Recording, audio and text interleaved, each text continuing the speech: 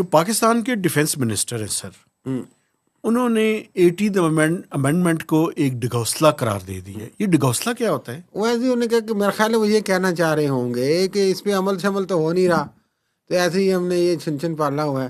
Practically تو بات ٹھیک ہے، دیکھیں کانسٹیٹیوشنلی آئیڈیلی پالیسی وائز تو بڑی اچھی بات ہے.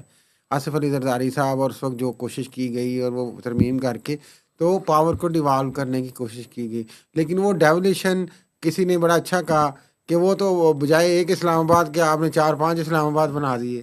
وہ ڈیولیشن فردر تو نیچے ہوئی نہیں، اور صوبوں میں بھی وہ امپلیمنٹ نہیں ہوئی. لیکن یہ بات وہی ہے کہ اس کا مطلب ہے کہ پھر باقی قوانین یا باقی معاملات جن پہ تنقید ہوتی ہے تو اگر ان کی امپلیمنٹیشن نہیں ہو رہی تو وہ بھی غلط ہے. ایک سوال جو آپ نے بڑا اچھا اٹھایا ہے، اس کے علاوہ بھی ایک سوال ہے.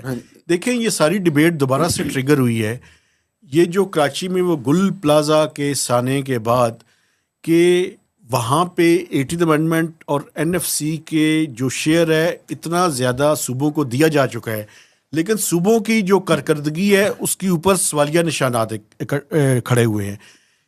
ایک ویسے پنجاب کی تعریف بنتی ہے سر کہ پنجاب میں جو چیف منسٹر ہے انہوں نے آرڈرز کیے ہیں کہ جتنے بھی ان کے صوبے کے اندر پلازاز ہیں ان سب کی معائنہ کیا جائے. وہ انسپیکشن اور ریویو سٹارٹ کر دیا انہوں نے. بڑا اچھا، میرا خیال ہے کہ بڑا وہ پری ایمپٹیو کام کرتی ہیں مریم نواز.